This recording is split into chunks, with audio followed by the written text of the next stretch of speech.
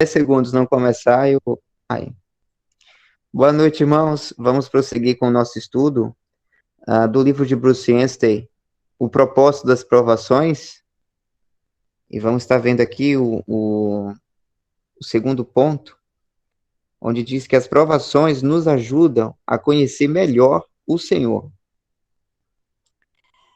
Vamos abrir em Jeremias, capítulo 9, do verso 23 ao 24, que diz assim: Assim diz o Senhor: Não se glorie o sábio na sua sabedoria, nem se glorie o forte na sua força, não se glorie o rico nas suas riquezas. Mas o que se gloriar, glorie-se nisto, em entender, em me entender e me conhecer. Esses versículos mostram que é desejo de Deus que seu povo o entenda e o conheça. Ele não quer ter um relacionamento superficial conosco, mas quer que conheçamos profunda e intimamente seu coração. E o meio de atingir isso é permitir provações em nossas vidas. Elas têm uma maneira de nos trazer mais perto do Senhor e aprofundar nosso relacionamento com Ele. Como disse o Senhor Darby, Deus tem um lugar maior em nossos corações. Há certas dimensões de nosso grande Deus que só podem ser entendidas com as experiências pelas quais passamos. Tais coisas, tais coisas não podem ser ensinadas sem passarmos por uma provação com Ele. E isso, como dissemos, só pode acontecer enquanto estamos aqui na Terra, pois no céu nunca seremos confrontados com circunstâncias difíceis. Em cada circunstância diversa, Deus deseja nos ensinar algo sobre si mesmo que não poderíamos aprender de outra maneira. Paulo quis conhecer mais intimamente o Senhor, e nós também devemos querer. Ele disse: para o conhecer. Filipenses 3:10. Naquele ponto da vida de Paulo, ele já conhecia o Senhor por 25 ou 30 anos. Contudo, desejou conhecê-lo melhor. Esse deve ser o desejo normal de cada cristão. Muito do que temos que aprender sobre o Senhor, em um sentido prático, vem ao atravessarmos determinadas experiências com Ele. Isso é chamado, às vezes, de conhecimento experimental. Podemos aprender de Deus nas Escrituras, mas há outro lado do conhecimento objetivo e o outro é conhecimento. Peraí, eu acho que confundi as linhas. Mas há outro lado do conhecimento dele que requer a experiência de passar pelas circunstâncias com ele. Um é conhecimento objetivo e o outro é conhecimento subjetivo.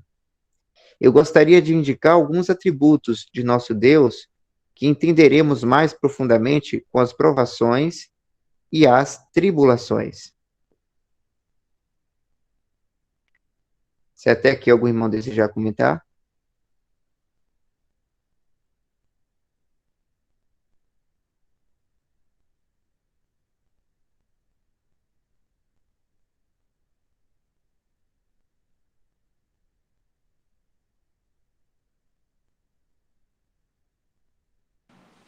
Tem uma passagem no livro de Jó, acho que é no final, ele fala, depois de toda a situação que ele passou, né, toda aquela prova, que ele fala assim: antes eu te conhecia de ouvir falar, mas hoje de contigo andar. Acho que é mais ou menos isso, o versículo, né?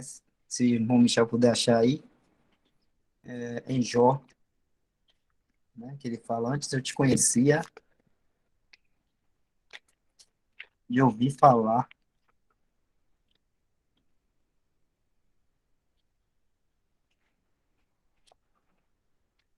Achou, Michel?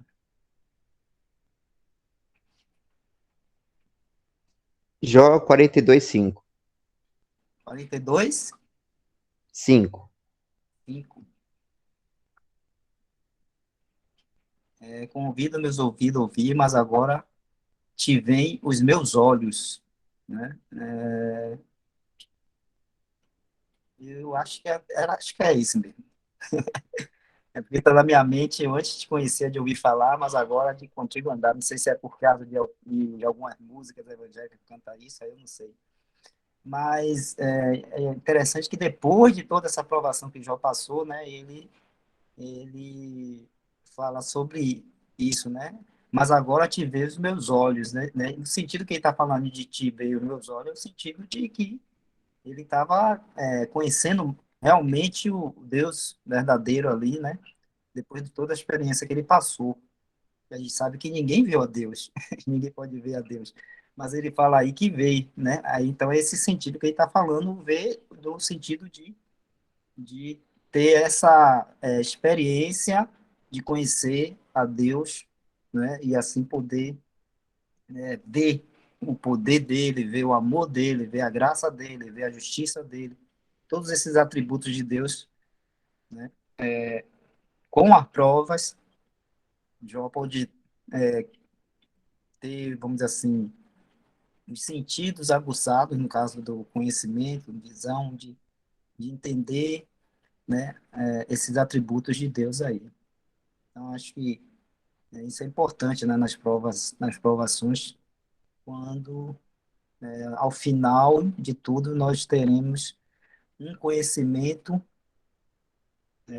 maior, mais profundo da pessoa do nosso Senhor e Salvador Jesus Cristo, né? Estou falando aqui agora para nós agora, né? Hoje, os cristãos, né?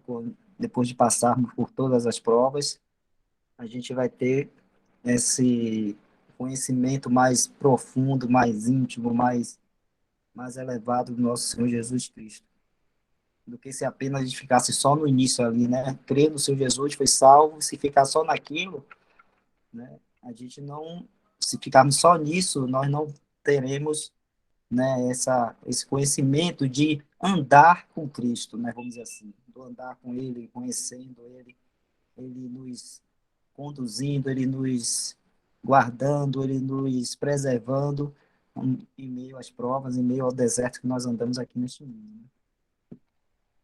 Só isso aí.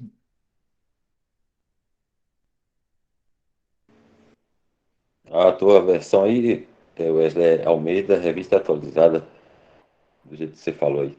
Mas é o mesmo versículo. Então eu gravei pela atualizada. É porque a minha Bíblia aqui é a revista e como é? A que normalmente a gente usa, atualizada, né? Isso, tá bom. Obrigado, Walter.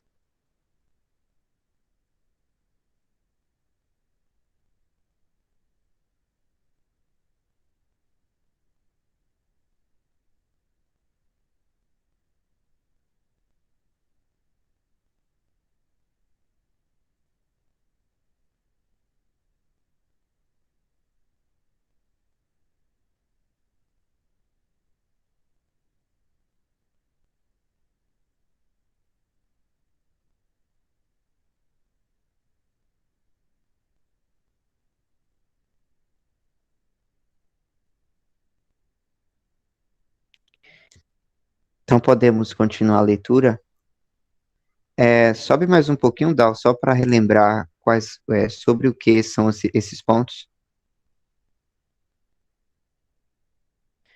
É a indicação de alguns atributos de nosso Deus que entenderemos mais profundamente com as provações e as tribulações, ou seja, na experiência de vida, a vida prática com Deus. Primeiro ponto, o primeiro atributo dito aqui é o Deus de amor.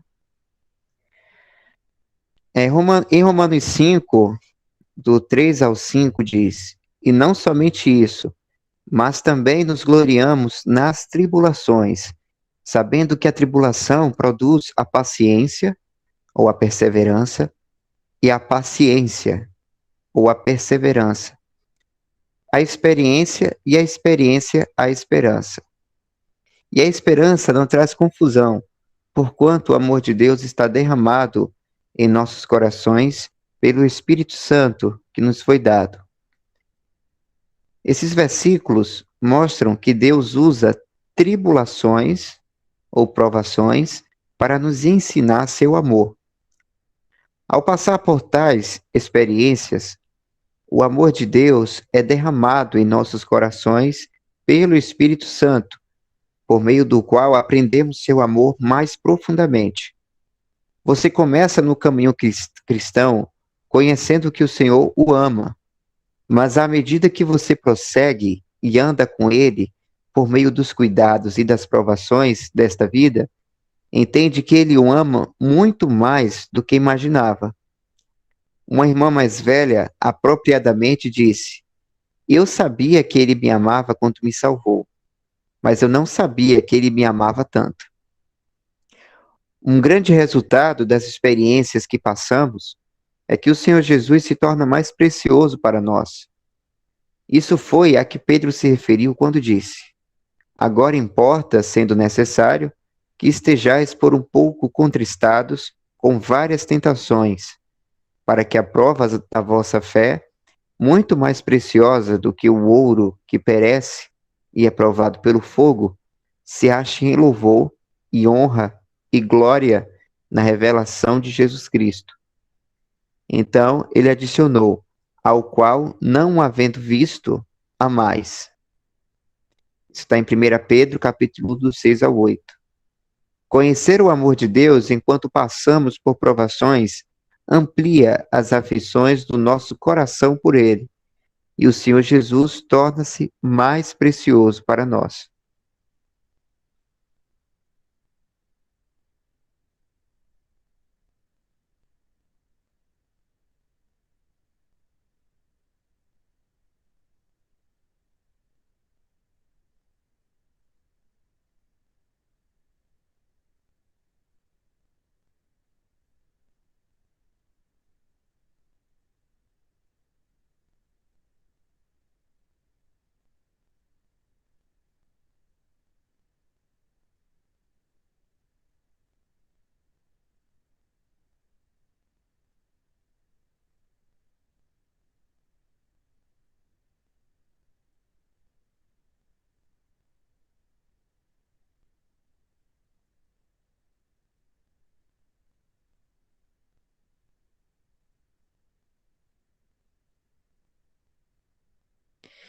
Isso mostra para gente, irmãos, que apesar do Senhor, de Deus, ter provado o amor que tem por nós por meio da obra de Cristo, pois foi uma prova de tamanha importância, né? Uma obra feita no passado apenas uma vez, e foi uma obra grandiosa em amor, né? Como diz lá em João 3,16, porque Deus amou o mundo de tal maneira que deu o seu Filho unigênito, para que todo aquele que nele crê não pereça, mas tenha vida eterna. Que é muito conhecido, inclusive, nesse versículo no meio cristão, onde é revelado esse amor de Deus por meio da obra de Cristo. E esse amor, ele foi provado, né? Porque nós sabemos desse ato. Mas o amor de Deus, como vimos aqui, né?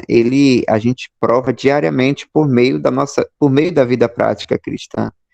Quando nós passamos por situações em comunhão com o Senhor, nós desfrutamos desse amor diário. E mostra como que o Senhor cuida de nós com graça e misericórdia em nosso dia a dia, mostrando que o Senhor continua trabalhando em nossas vidas, além da obra feita, né, da obra bendita feita uma vez.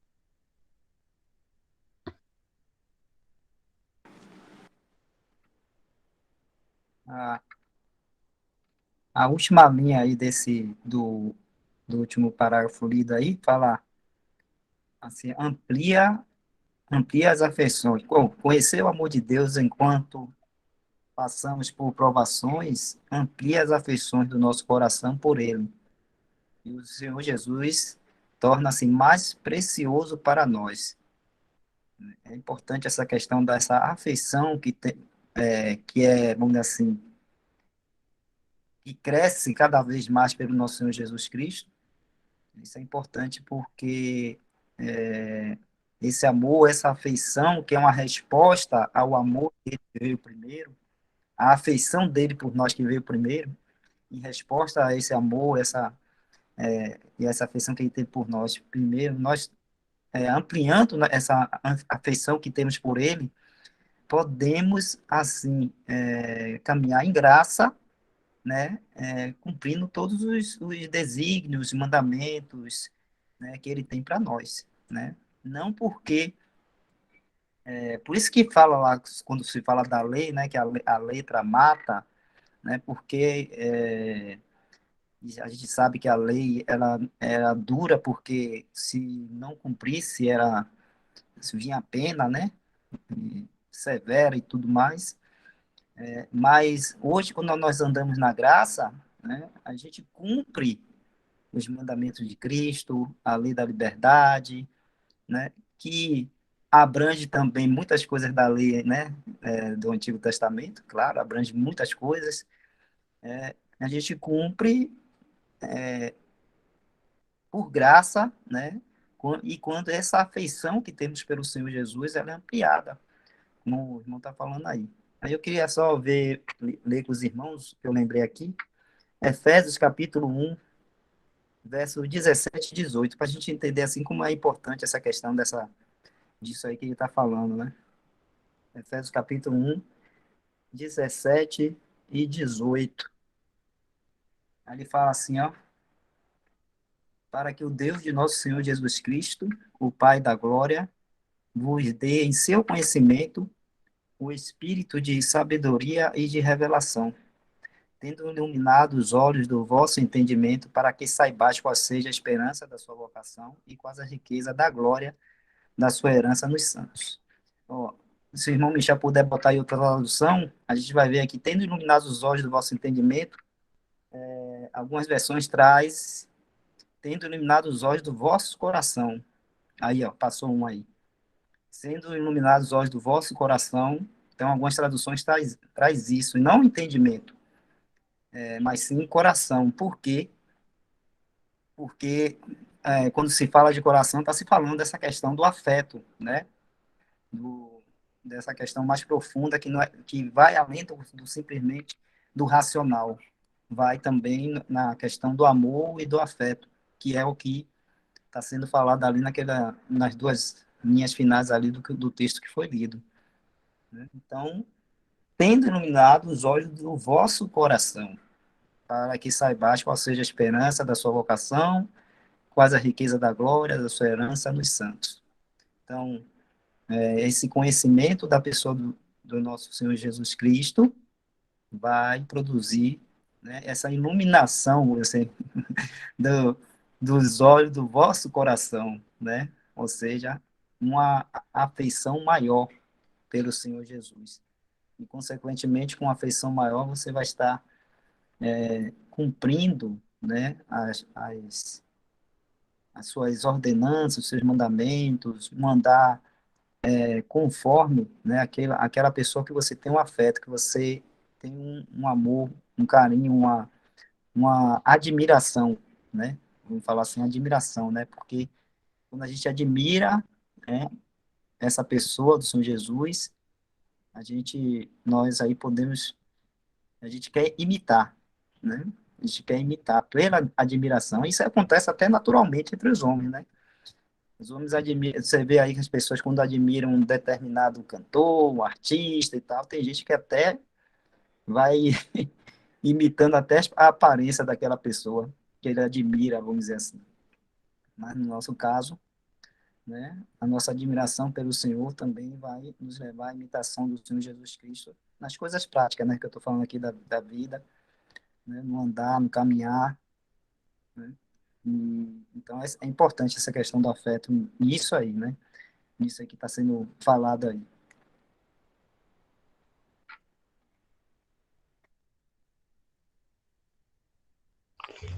Ponto interessante também, irmãos, que vejo, é que o autor ele chama muita atenção para a questão do conhecer.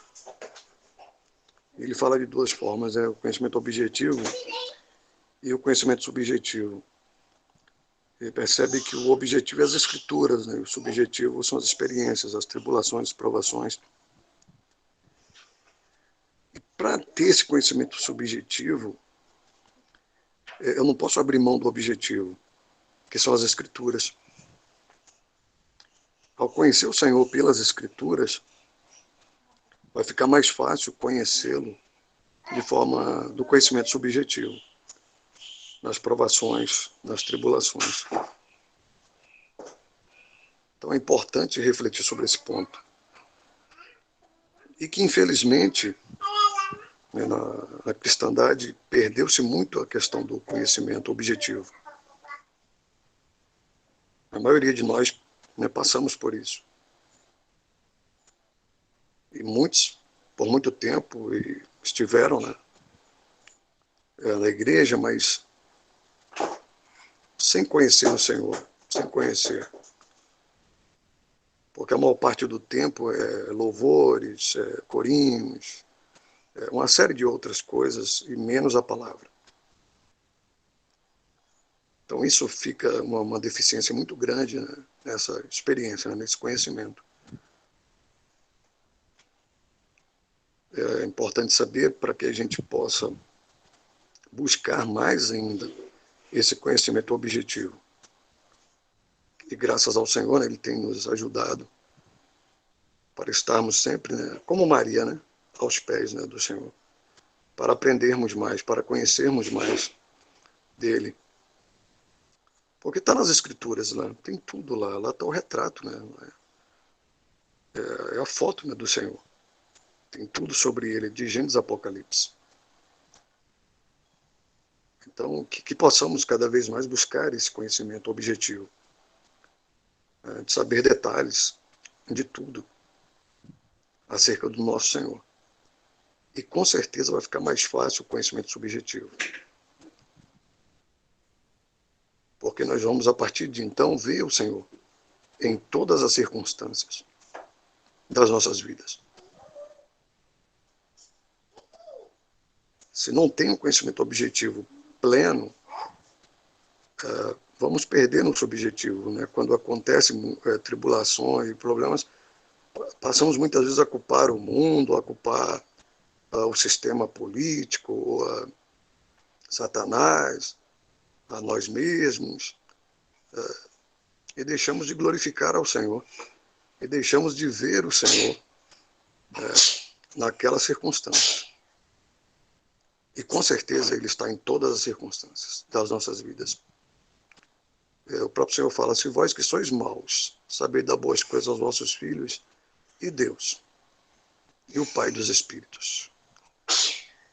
Então, para me ter esse conhecimento subjetivo correto, eu preciso ter o objetivo em primeiro lugar. Vou citar um exemplo hipotético. Imagine que você vai ao emprego todo dia de veículo. Você tem um carro, você tem uma vida financeira estável. E você tem um veículo e usa ele para ir ao trabalho. E de repente acontece uma crise, um problema, e afeta você também. E você perde o veículo. E você agora precisa ir de ônibus para o trabalho. Muitos não verão o Senhor nisso. Vão achar que foi incompetente, ou que foi por conta da crise realmente mundial, e uma série de outras coisas. E certamente foi o Senhor na sua vida, e você agora, se olhar mais atento, vai ver que dentro do veículo não tinha uma alma para você evangelizar. E agora, ao ponto de ônibus que você vai ter que ir diariamente, você encontrará muitas almas carentes. Tanto no ponto de ônibus, quanto dentro do ônibus ou do metrô. Você encontrará várias pessoas para que possa distribuir um folheto, ou até mesmo falar, ou até mesmo com atitude, durante muito tempo, ganhar muitas almas ali para o Senhor. É só um exemplo aqui hipotético, não sei se isso já aconteceu com alguém, mas pode ser que aconteça. E só estou dando o exemplo de como eu posso ver o Senhor nessa circunstância, né? Parecia ser um problema, parecia ser algo ruim para mim, mas na realidade não, foi algo excelente, porque será para a glória do Senhor, para o meu bem-estar no final, porque é para a eternidade isso. E aí, para o trabalho todo dia no meu veículo, estava indo sozinho e talvez até orava, né? E talvez cantava, ou talvez não. Só ficava preocupado com o meu trabalho e com as coisas da vida secular, e que não ficará para a eternidade, mas ficará aqui. É só um ponto aí para refletirmos.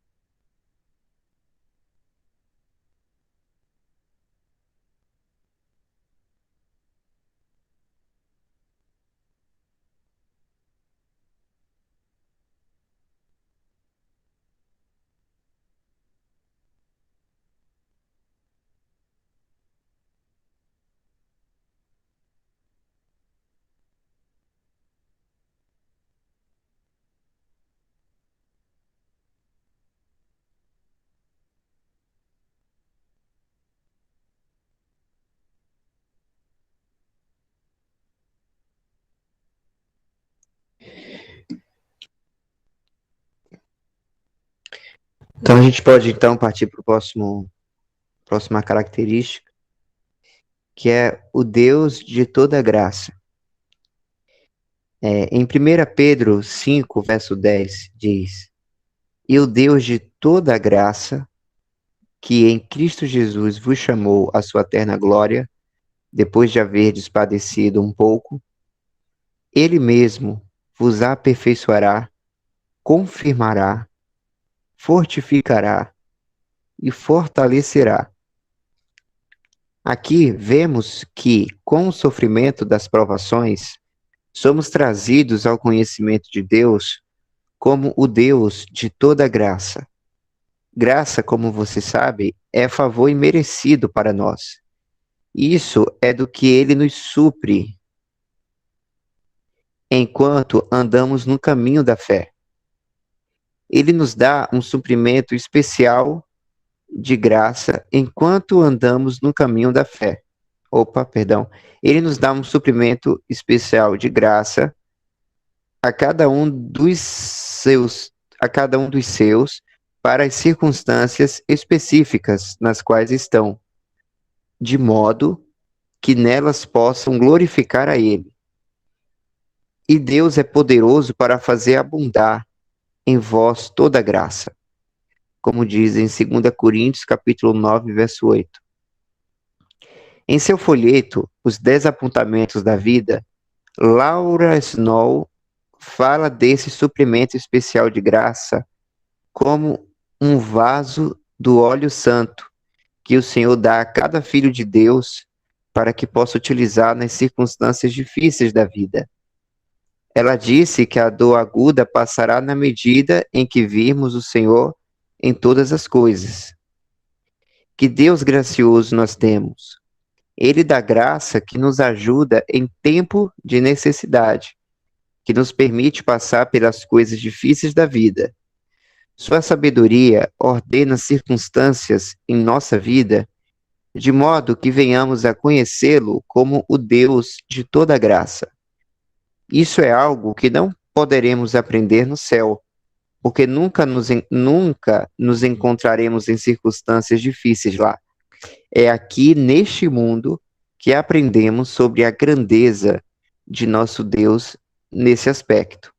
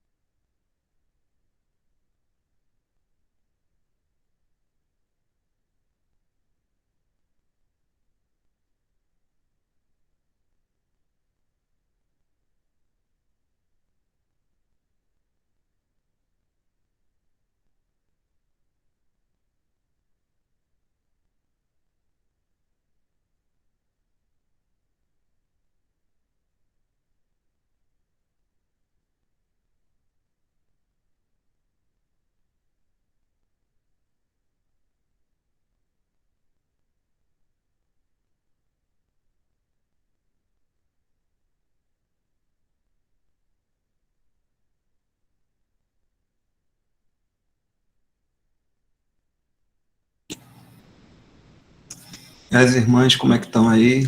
Dando para entender aí os pontos?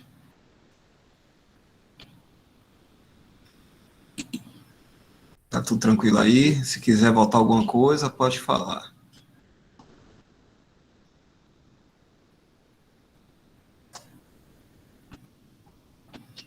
Deus de toda a graça aqui, é que quando a gente estiver passando por uma certa tribulação, Deus vai nos dar energia para continuar nessa tribulação. Ele não tira, mas ele nos dá energia, que é a graça aí que quem está vendo, para passar por essa tribulação. A gente vai até o fim, por assim dizer, né? Mas o fim é de glória para Deus.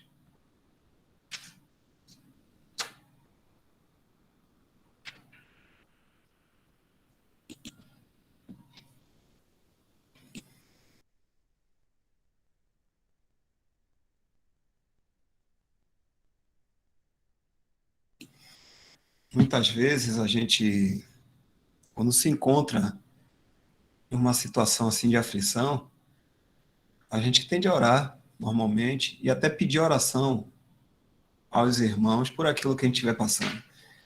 Seja na nossa vida, ou seja ao nosso redor, né? Que aflige a gente também.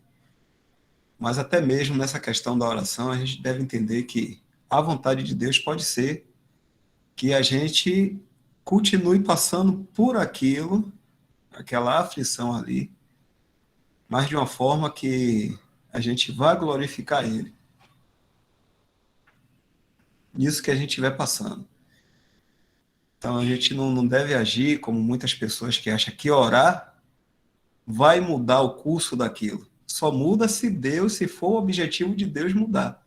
Porque a gente está na escola de Deus, então Ele vai usar de várias circunstâncias para que a gente aprenda e glorifique Ele nisso. Então a gente não deve nunca pensar assim que vou mandar os irmãos orarem porque eu estou com a situação assim, assim, assado e aí tudo vai se resolver. Com certeza vai se resolver, mas vai ser resolvido da forma de Deus, não da forma que a gente está pensando. E a graça de Deus vai nos fortalecer nisso. Se assim for, eu só falando desse ponto aí, né? Se Deus quiser que a gente passe por essa prova até o fim, Ele vai nos capacitar para isso. Então a gente, quando orar, já deve ficar esperando de Deus a resposta dele mesmo.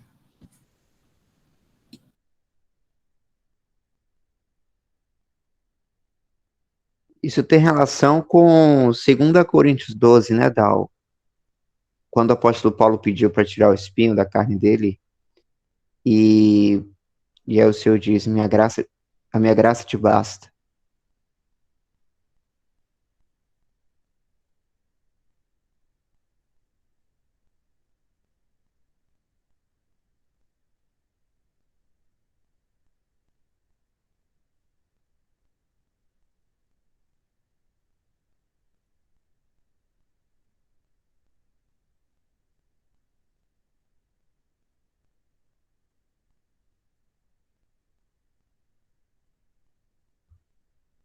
Aí no verso 9, capítulo 12, e disse-me, a minha graça te basta, porque o meu poder se aperfeiçoa na fraqueza. De boa vontade, pois, me gloriarei nas minhas fraquezas, para que em mim habite o poder de Cristo.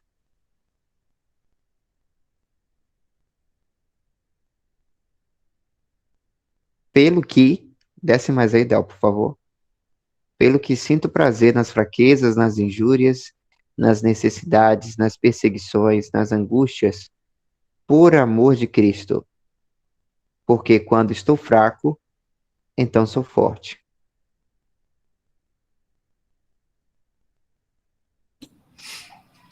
Uma pessoa incrédula nunca vai entender isso aí. Porque o mundo prega, né? Você tem que ser forte, você tem que resistir, você pode, sempre enchendo o ego, né? Mas aí o apóstolo ele fala bem claro, né, em tom bem claro para a gente. Pelo que sinto prazer nas fraquezas, e continua, nas injúrias, nas necessidades, nas perseguições, nas angústias. Isso porque, por amor de Cristo. Hoje mesmo, se alguém estava um pouco desanimado, ou sofreu alguma calúnia, ou passou alguma necessidade, ou algum vizinho, alguma pessoa aí ficou perseguindo, e ficou angustiado, essas pessoas, a gente ficou angustiado hoje mesmo, com certeza a gente deve se alegrar. Aqui diz assim: sinto prazer, isso é uma alegria, é gozo, porque o Senhor está usando o poder dele, como fala aqui, né? Cadê? A minha graça te basta porque o meu poder se aperfeiçoa na fraqueza, de um modo geral, fraqueza. Então a gente deve se alegrar. Se hoje passamos por isso e esquecemos, né, de que o Senhor está no nosso lado aqui, nos aparando, a gente acabou de ter um pouco de falta de confiança no Senhor e esqueceu disso. Mas amanhã, depois de ter lido isso aí, no momento em que a gente passar por alguma situação, o Senhor nos ajude a lembrar que é na fraqueza que o poder dele se aperfeiçoa. Então a gente deve se gloriar. Isso em qualquer situação. Em qualquer situação. Assim que levantar da cama, que o Senhor nos ajude a lembrar disso aí. José Nilton e depois Lusitânia.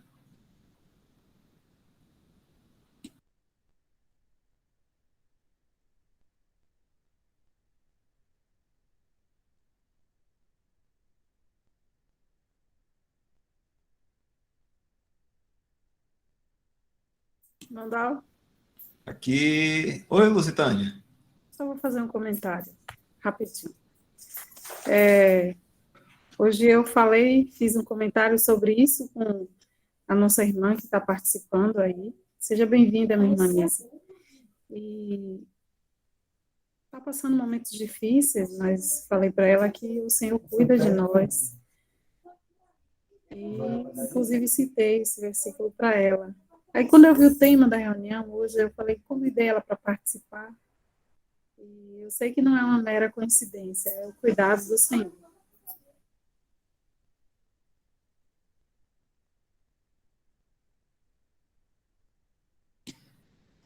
Certeza, irmã. Eu aprendi com os irmãos também que para um cristão não existe coincidência, né? A gente às vezes fala assim, mas a verdade mesmo é que o Senhor está tratando, está cuidando de nós e de todas as coisas referentes à nossa vida, para a glória dele, tudo aqui, né? Então, realmente não há coincidência. O que há é o Senhor nos seus caminhos nos guiando. Aqui o José Nilton perguntou: irmãos, como foi tocado no assunto o Deus de todo amor como atributo? A pergunta que faria ao irmão Luiz pode ser feita aos irmãos? É possível? Creio que sim, Luiz. Ou José Nilton.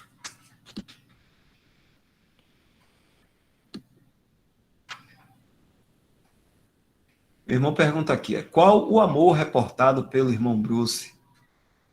A depender da resposta, faço a pergunta principal.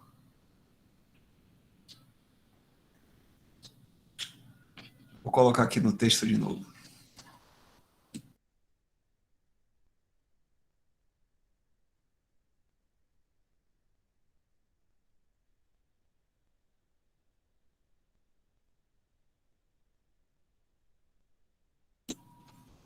Algum irmão gostaria de estar respondendo aí?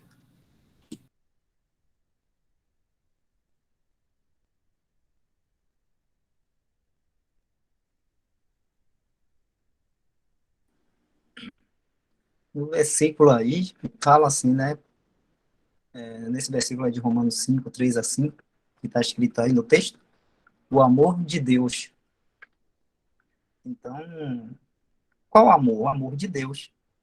A gente sabe que até os gregos gostavam de dividir o amor, né? Determinado tipo de amor, eles davam um nome, outro tipo de amor, eles davam outro, três tipos de amor. E, inclusive, gostavam de dizer que, no caso, o amor de Deus seria aquele que eles chamavam de amor ágape.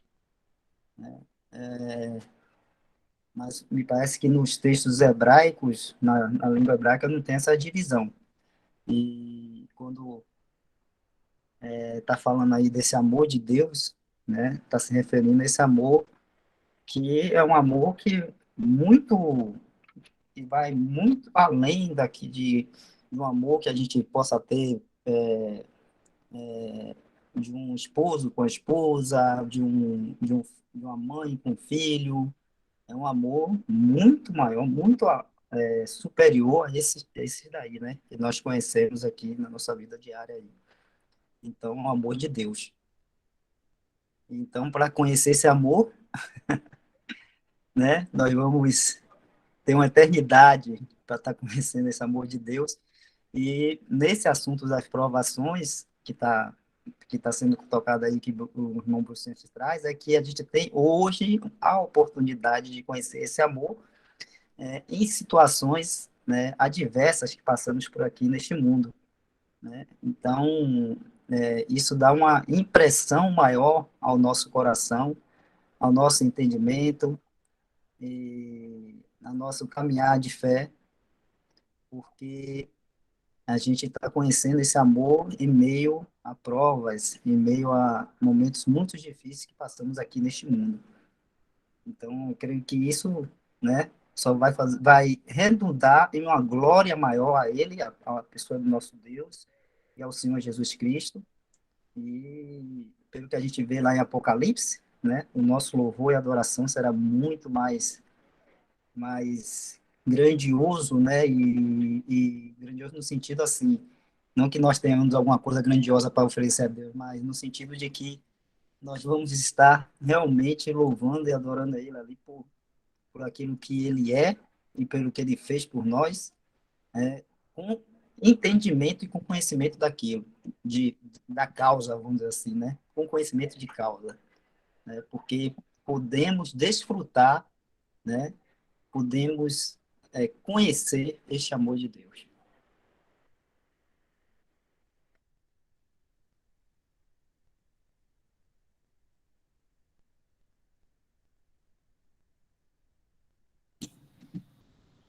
Pode fazer a pergunta, Nilton.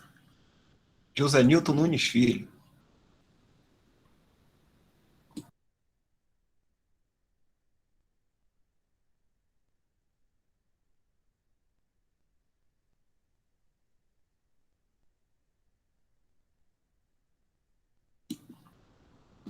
Vou ler aqui. Irmãos, em Romanos 12:10 fala sobre amor fraternal. Aprendi que existem vários tipos de amor, mas os mais comentados são ágape, fraternal, e eros. Eros é o da sensualidade, fraternal, o que acompanha a família em sua vida, e ágape, o de Deus, tão buscado. Como o amor de Deus é o puro e mais buscado, porque em Romanos 12:10, ao invés de dizer como ágape, que é aquele que fez você honrar os outros mais que você próprio, Paulo se reporta ao amor fraternal, vez que é prova do dia a dia, que amor fraternal é falho e o ágape não.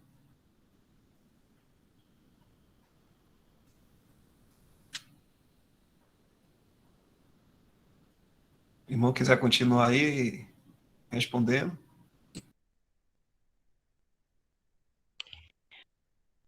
No livro de Bruce Anstey, do livro de Romanos, ele comenta a Epístola de Romanos, tem um comentário dele referente a esse termo do amor fraternal, que também é dito aí, que o irmão José Nilton citou, no capítulo 12.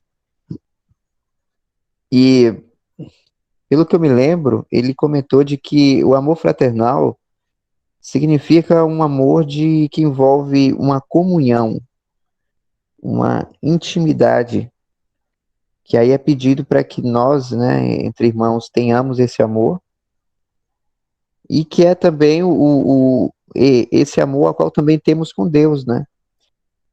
Porque lá em 1 João, se eu não me engano, no capítulo 2, fala assim, aí no verso 10, né, Romanos 12, amai-vos cordialmente uns aos outros com amor fraternal, preferindo-vos em honra uns aos outros. E aí também tem a passagem lá eu acho que é 1 João capítulo 2, que diz, nossa comunhão é com o Pai e o Filho. É 1 João... Ah, não, é 1 João capítulo 1, é verso 3.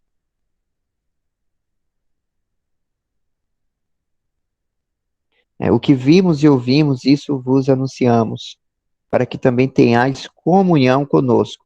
E a nossa comunhão é com o Pai e com o seu Filho Jesus Cristo. Então, esse amor de Deus, na prática, vamos dizer assim, é o amor nessa medida, como conhecemos, né, a qual se tornou inclusive a nossa filiação, né, nós somos filhos de Deus, nós estamos em Cristo Jesus.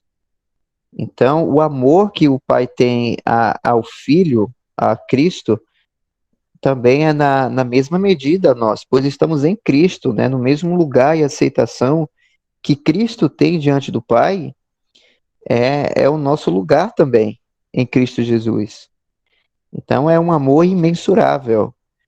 E também tem relação com o termo da vida eterna, ao qual o Senhor Jesus disse lá em sua oração em João 17, que fala que a vida eterna é esta, que conheçamos o Pai e o Filho. Então, é um amor fraternal, um amor de intimidade. De certa maneira, não como posso dizer, o irmão Bruce, inclusive, explica que o amor de Deus, quando é falado lá em João 3,16, que inclusive é denominado, né, que é o amor ágape, que é um amor de preocupação, vamos dizer assim, que inclusive é o que Deus pede a nós também perante as outras pessoas, que com os incrédulos, por exemplo. A gente não pode expressar um amor fraternal com os incrédulos, porque esse amor envolve familiaridade, envolve comunhão, e a gente não vai passar um bom testemunho do Senhor se nós tivermos comunhão com as práticas errôneas dos incrédulos, mas devemos expressar um amor no sentido de preocupação, né, de querer que a pessoa ouça o evangelho, de que se converta ao Senhor, que creia no evangelho. É um amor de preocupação. Mas é até complicado mesmo definir esses tipos de amores, né, porque a gente pode partir até para a filosofia, coisas que talvez não estejam nem nas escrituras, e complicar mais ainda. Mas esse amor fraternal realmente envolve comunhão, um amor de comunhão. E é interessante que lá em 1 Coríntios 13, quando o apóstolo Paulo faz aquela poesia, no finalzinho ele dita características. Coloca lá, Dal, por gentileza, 1 Coríntios 13, no final. Verso 12. Porque agora vemos por espelho enigma, mas então veremos face a face. Agora conheço em parte, mas então conhecerei como também sou conhecido. Agora, pois, permanecem a fé, a esperança e a caridade, que em outras versões é amor. Essas três, mas a maior destas é a caridade, ou amor.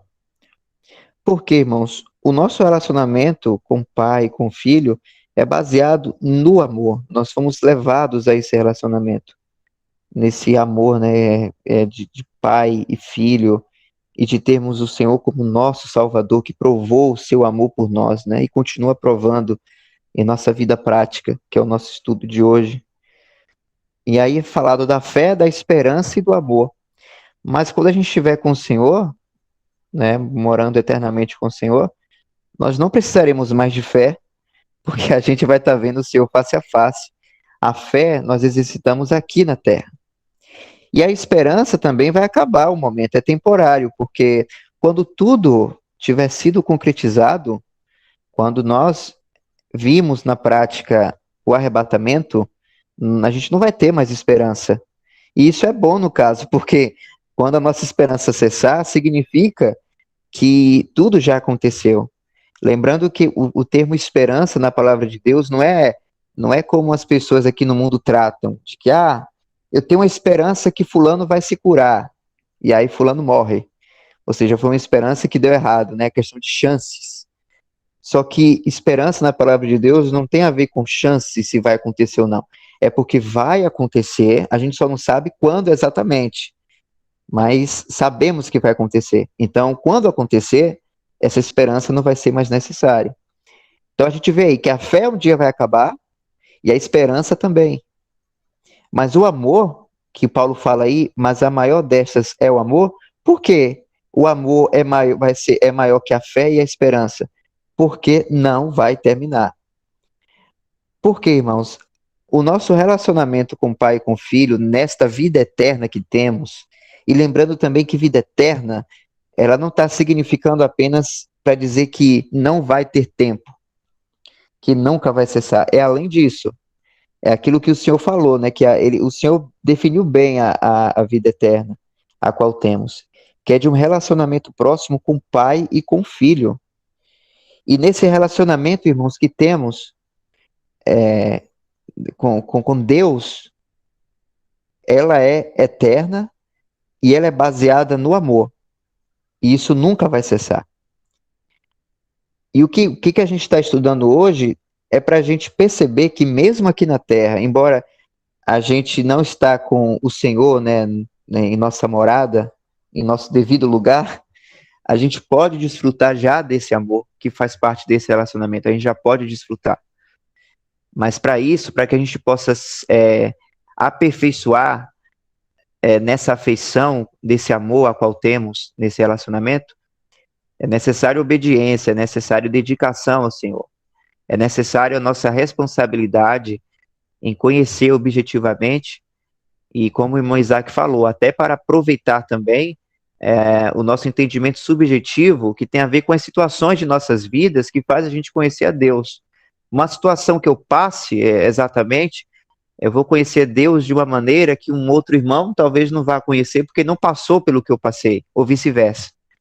Mas precisamos estar firmados no conhecimento que a Escritura nos dá sobre Deus para que a gente possa desfrutar da melhor maneira, que é inclusive o que a gente viu lá em 2 Coríntios 12, quando o Senhor fala que o seu amor, o poder de Cristo se aperfeiçoa em minha vida.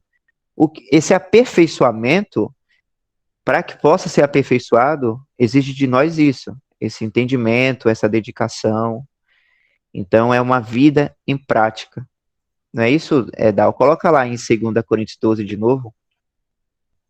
Eu vi essa palavra aperfeiçoar.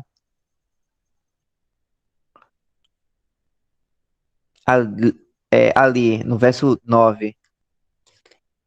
E disse-me, a minha graça te basta, porque o meu poder se aperfeiçoa na fraqueza. E aí Paulo continua, de boa vontade, pois me gloriarei nas minhas fraquezas, para que em mim habite o poder de Cristo. Então, para que isso aconteça, irmãos, é necessário nós termos esse entendimento e obedecermos, né? É isso. A questão não é somente ler as Escrituras e falar assim, eu sei, eu aprendi o assunto. Mas isso é além de entender o assunto. É levar na prática o assunto, é viver o assunto, é viver esse entendimento. E com certeza, quando a gente obedece a gente está em comunhão, com certeza a gente conhece o Senhor de uma outra maneira, por meio dessas situações. Só para comentar rapidinho mesmo, quando os irmãos estavam falando sobre isso, de conhecer na prática, na vida subjetiva, eu lembrei de Marta, Maria e Lázaro, porque no Evangelho de Lucas e de João, conta, né, que o Senhor ficava muito tempo na casa dos três, conversando, tomando um cafezinho, né? E aí eu fico assim maravilhado, porque não eram muitos que ficavam com o Senhor na mesa batendo um papo, naquela comunhão que os três tinham. E isso mostra para nós isso, né? Essa questão, essa comunhão, essa afeição, essa intimidade que a gente já pode ter. E temos total direito, irmãos. Né? Porque o que o Senhor fez na cruz, ele nos levou para esse lugar. Então não é algo que, eu só posso ter essa afeição por Cristo ou viver nesse relacionamento se eu fizer tal coisa. Não, não é necessário fazer mais nada. Porque a posição em Cristo nós já temos. Cristo que, por meio da sua obra, nos levou. Foi Deus que nos transportou para o reino do seu Filho, como diz em Colossenses 1. Então, não é o foco não são nossas inseguranças, não é os nossos problemas, porque isso todos temos, né? Mas a nossa segurança é no Senhor, no que Ele fez, e a alegria de sabermos que já temos esse relacionamento. A gente só precisa aperfeiçoar cada vez mais, desfrutar aquilo que temos, e não esperar para desfrutar quando tivermos com o Senhor face a face. Porque é o que o irmão Bruce fala aí no texto. Tem coisas que a gente só vai conhecer e desfrutar aqui na Terra, por meio dessas provações. E realmente é necessário desfrutarmos da mente de Cristo em nós, para que a gente possa perceber isso na prática. Porque se nós levarmos pela nossa inteligência humana, não faz sentido sofrer por Cristo, passar por essas situações sem reclamar. Porque em nossa natureza humana, a gente é reclamão, a gente reclama de tudo. Mas é por meio da fé, né, por meio das Escrituras, que a gente consegue desfrutar disso na prática, em obediência a Cristo, entendendo a sua mente e os seus propósitos. Até aqui. Dal, vamos abrir aí em 1 João, capítulo 4,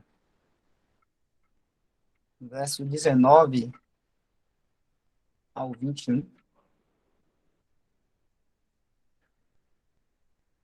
O irmão estava falando, a gente falou do amor de Deus, depois o irmão perguntou sobre o amor fraternal, que foi falado lá em Romanos, né? Que pede para a gente ter esse amor fraternal, e não só em Romanos, em outras epístolas, né? Nas disposições práticas do caminhar cristão, Pedro também fala sobre essa questão do amor fraternal. Né? O amor fraternal a gente sabe, né? Tem o amor de Deus, que o amor fraternal é o amor entre os irmãos. Né? Existe o amor de Deus por nós, e nós retribuímos esse amor por Ele. Só podemos amar a Deus porque Ele nos amou primeiro. E esse amor fraternal, que vai ser um amor entre irmãos, também está atrelado, né, ligado a isso. Aí no 1 João 4, 19 a 21, fala assim, nós o amamos a Ele porque Ele nos amou primeiro. Se alguém diz eu amo a Deus e aborrece a seu irmão, é mentiroso, pois quem não ama seu irmão ao qual viu, como pode amar a Deus a quem não viu? E dele temos este mandamento, que quem ama a Deus, ame também a seu irmão. Então, existe sim um amor fraternal, quando se fala de amor fraternal, é amor entre irmãos. E esse amor, a gente só pode amar nossos irmãos, né, a nosso irmão, porque nós temos esse amor de Deus. Então, esse amor fraternal é vamos dizer assim, é o reflexo do amor de Deus em nós e indo para os nossos irmãos. Aí em 1 João também, né, capítulo 2, verso 10, fala assim, capítulo 2, 10, aquele que ama seu irmão está na luz. Né? Aquele que ama seu irmão está na luz e nele não há escândalo. Então, nós só podemos amar nosso irmão se temos esse amor de Deus. Então, esse amor de Deus significa, né, uma pessoa salva, um novo nascimento, salva né, e que creu no Senhor Jesus, e aí recebe a vida eterna, e tem, então, essa capacidade de amar, né? Vamos tirar aí todos esses outros amores que foram falados, né? Porque quando a gente está falando aqui do amor de Deus, do amor fraternal entre os irmãos, estamos falando desse amor, né? Que muitas vezes na tradução minha aqui, que eu tenho aqui corrigida, fala de caridade, né? Não fala assim amor, fala caridade. Por que caridade? Né? A gente sabe que essa palavra ficou meio, não vou te falar deturpado, né? Com entendimento um pouco errôneo, por causa das obras, né, de caridade, da Igreja Católica e tudo mais. Aí, quando fala de caridade, a gente só remete a isso, a esse pensamento. Mas caridade é um amor, né? É aquele amor que dá, né? Que dá sem esperar nada em troca. É aquele amor que dá, não pensando que aquela pessoa, o objeto do amor vai poder dar alguma coisa de volta para você. Ele simplesmente dá o amor, é a caridade. Dá sem esperar nada em troca. Ou mesmo se a pessoa nem merecer aquele amor, né? Não foi assim o amor caridoso de Deus para conosco, a gente não merecia o amor de Deus. Nenhum de nós merecia o amor de Deus, mas ele ainda assim nos amou, né? Como foi falado aí, citado o versículo de João 3,16, né? Porque Deus amou o mundo de tal maneira que deu seu Filho unigênito para que todo aquele que nele crê não pereça, mas tenha a vida eterna. Esse amor aí é um amor caridoso, aquele amor que ele deu, né, a pessoas que eram inimigos dele, pessoas que não mereciam o amor, né, nós, né, mas ele deu. Então, na minha tradução, muitas vezes tem aqui caridade. Então, o amor fraternal, né, entre os irmãos, tem que estar passando por isso aí, o amor de Deus que está em nós, e nós aí podemos, então, amar o nosso irmão, né? Como o João está falando aqui, né? Se alguém diz eu amo a Deus e aborrece seu irmão, é mentiroso, porque quem não ama seu irmão, ao qual viu, como pode amar a Deus a quem não viu? Então, nós amamos a nosso irmão porque temos o amor de Deus, né? Ele nos capacita a amar por causa do amor dele que está em nós. E, e esse amor, né? Porque o irmão falou assim, mas o amor fraternal pode falhar. Não é questão de pode falhar. A questão é que esse amor está ainda em pessoas que estão aqui com, vamos dizer assim, nessa vida aqui, nesse corpo aqui, frágil, nesse corpo que ainda tem a carne, tem a velha natureza ainda. E muitas vezes, né, nós podemos cometer um ato que não é de amor para com o nosso irmão, por causa da carne ou da velha natureza, que se a gente deixa ela tomar uma ação ou tomar um curso em nossa vida, né? Se a gente não deixa a carne lá no seu lugar de morte, né? E não andamos aí no espírito, então a gente pode fazer alguma coisa para o nosso irmão que, né, não está de acordo com o amor de Deus ou com o amor fraternal. Mas isso quer dizer que o amor de Deus que está em nós falhou? Não, não falhou, né? Ele não falha.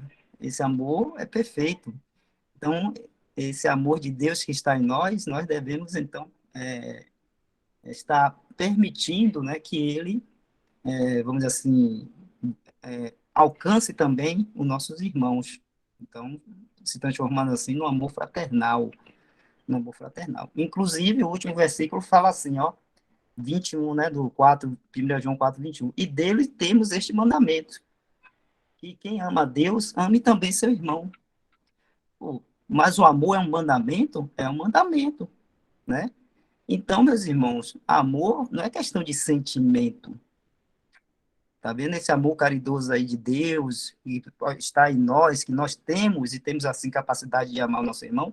Não é questão de sentimento, né? Porque a questão do sentimento vai depender da nossa carne aqui, desse corpo que nós temos. Se a gente ficar doente, né, a gente pode ter um sentimento ruim para o nosso irmão, a gente vai ficar de mau humor, a gente vai ficar estressado, podemos fazer uma coisa ruim com o nosso irmão, dar uma resposta mais dura, né?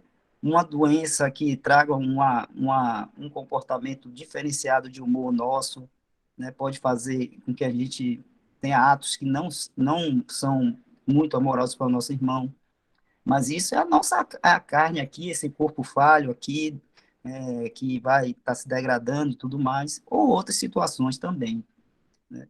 Mas que nós temos esse amor de Deus e que nos capacita assim a nosso irmão, a amar nosso irmão, nós temos. Tanto é assim que a palavra de Deus manda a gente amar. Ame. É um mandamento. Então você não pode esperar sentir alguma coisa por seu irmão para amar seu irmão. Ah, e não é assim? Veja se nós temos irmãos que nós temos uma afinidade mais do que outros irmãos. Isso é natural do ser humano, né? É da nossa natureza, né? Às vezes a gente tem um amigo, pessoas que nós temos mais afinidade. E entre os irmãos não vai ter isso? Vai. Mas isso quer dizer que você não vai amar aquele irmão que você tem menos afinidade? Não. Por quê? Porque a palavra está mandando. Então, eu não preciso estar sentindo, tendo uma afinidade com meu irmão para eu amar ele. Não preciso.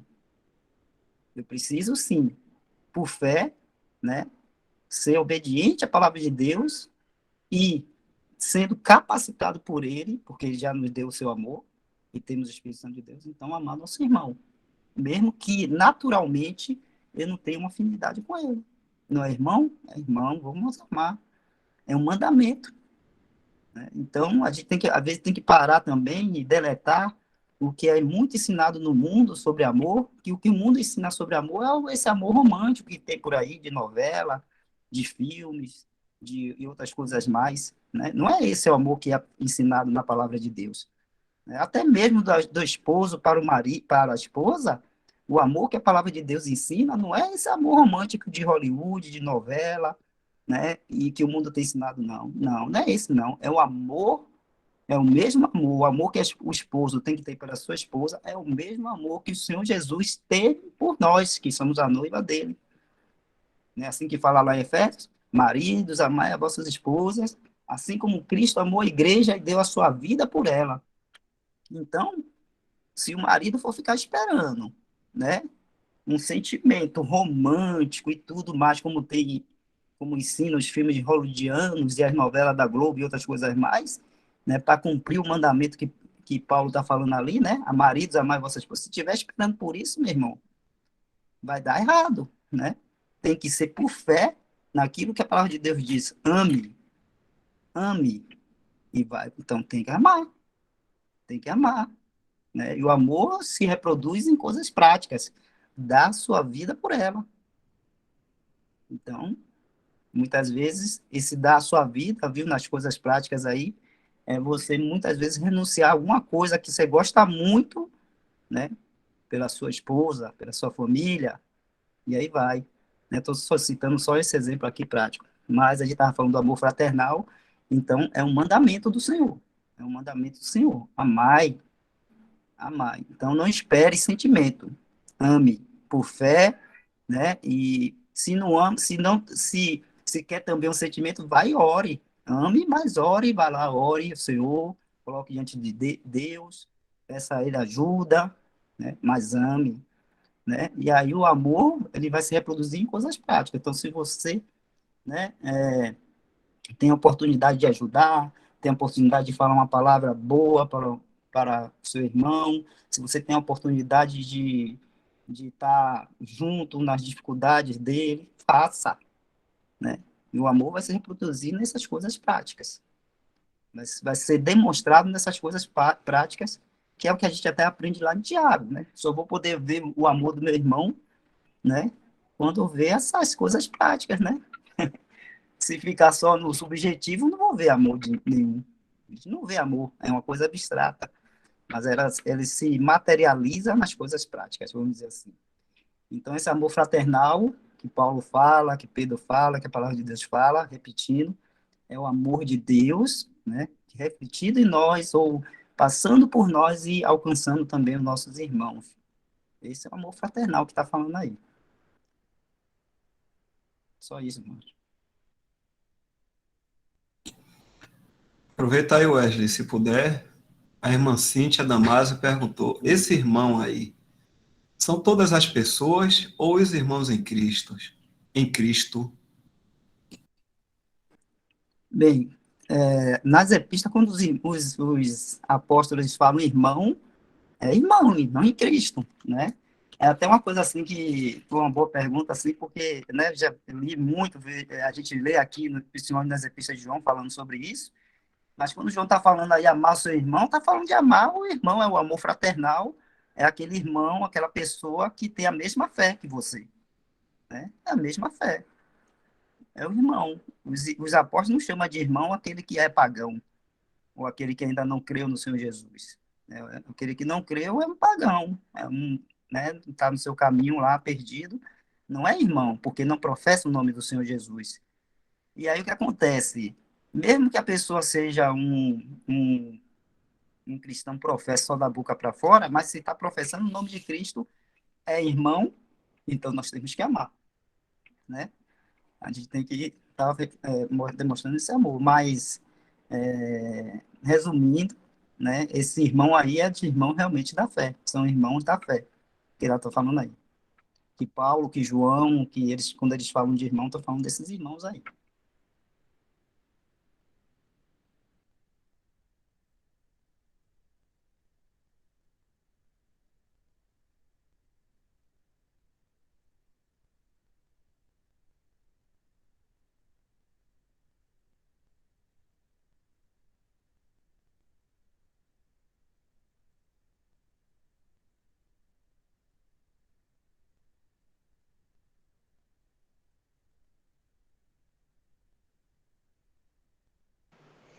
Acho que quando as escrituras traz esse amor do cristão com o incrédulo, ela trata de o seu próximo, né? Ame a seu próximo. Quando é com outro cristão, é sempre irmãos, como Wesley falou.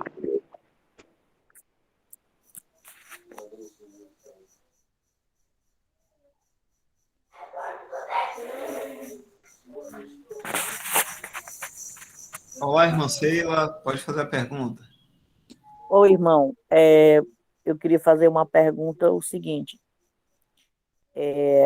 na viagem que eu fiz do Rio a Brasília, e de Brasília a Teresina, entrou uma família e ela começou a conversar, ela estava na poltrona da frente, e ela falando sobre a salvação e tudo, depois ela disse conversando, disse que o esposo dela tinha sido consagrado a pastor, estava com 15 dias, e ela já era pastora há um tempo, né?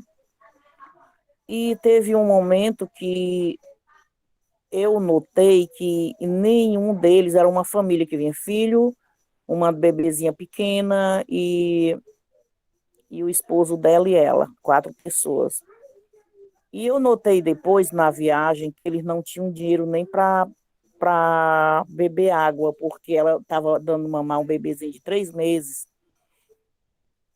E teve uma hora que ela perguntou ao filho se tinha dinheiro no cartão que desse para comprar água. Ele disse, não, mãe, não tem. No início ela me perguntou se eu era crente, e qual era a igreja que eu me congregava. Eu disse, olha, eu sou crente em Jesus Cristo, né? Sou crente na pessoa de Jesus. Aí ela quis dizer, mandando eu ir para a igreja, que eu tinha que me reunir dentro da igreja para ouvir, porque através da comunicação dos irmãos na igreja, que a minha fé ia ser aumentada e tal. Mas eu não quis puxar muito o assunto, porque, né, ia dentro do ônibus e tudo, eu não queria. Aí eu digo, não, irmã, na realidade, eu não me congrego em nenhuma igreja, assim, denominação, né? Eu creio em Cristo Jesus e eu me reúno com os irmãos por live e ouço a palavra do Senhor e tudo, e ali vai me fortalecendo na fé, né? E naquele momento eu notei que depois que eles estavam sem nada para se alimentar, mas me deu assim uma dor assim tão grande no meu coração, e cada uma descida assim comprava água, oferecia para ela, que ela vinha dando mamar, e depois ela disse, ô minha irmã, ô irmã, muito obrigado, ô irmã, muito obrigado. Só quero perguntar a vocês o seguinte, se como ela disse que ela era pastora e o esposo era congregado, eu podia também chamar ela de irmã? Era irmã na fé ou como é? Me diga aí.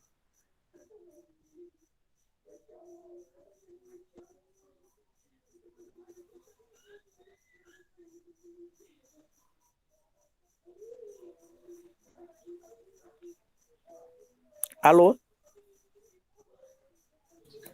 Os irmãos ouviram aqui, você está esperando quem vai responder. A irmã fez a pergunta se essas pessoas que se declaram também cristãos, mesmo sendo de denominação, que ela conheceu, né? Seria correto também chamar de irmãos.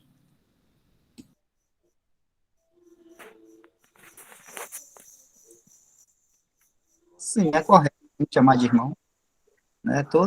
Todos os que são batizados, né, em nome do Pai, do Filho, do Espírito Santo, e estão participando de algum grupo ou denominação cristã, né, a gente pode chamar de irmão, não tem problema nenhum, né? Os católicos, a gente pode chamar de irmão também, é católico, foi batizado na fé cristã, né? Apesar de todos os erros, todas as falhas e as má doutrinas, como tem também na igreja evangélica, muita também, e outras também denominações, mas é cristão, né? Foi batizado em nome do Pai, do Filho e do Espírito Santo, e assim é cristão, está levando o nome de Cristo, então é um cristão, então é um irmão. Não tem problema não chamar de irmão e de irmã.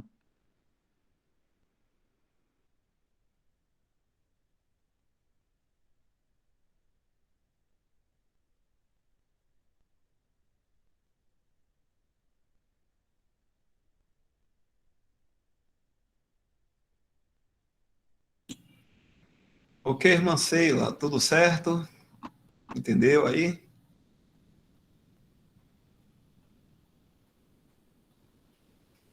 Alô?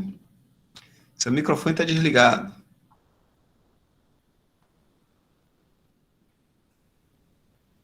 Irmã Sheila? Deixa eu ver se ela abre. Oi, irmão. Oba! Deu para entender? O microfone. Sim, entendi, graças a Deus, né? Eu estava em dúvida, assim, porque ela me chamava irmã, cada uma coisa que eu dava para ela, eu, minha irmã, muito obrigada, irmã, para esse gatar. Então, se todos aqueles que crêem no Pai, no Filho e no Espírito Santo e confessam o nome do Senhor como Salvador, é nossos irmãos, né, também. Tá Isso. certo. Tá, irmão, obrigado.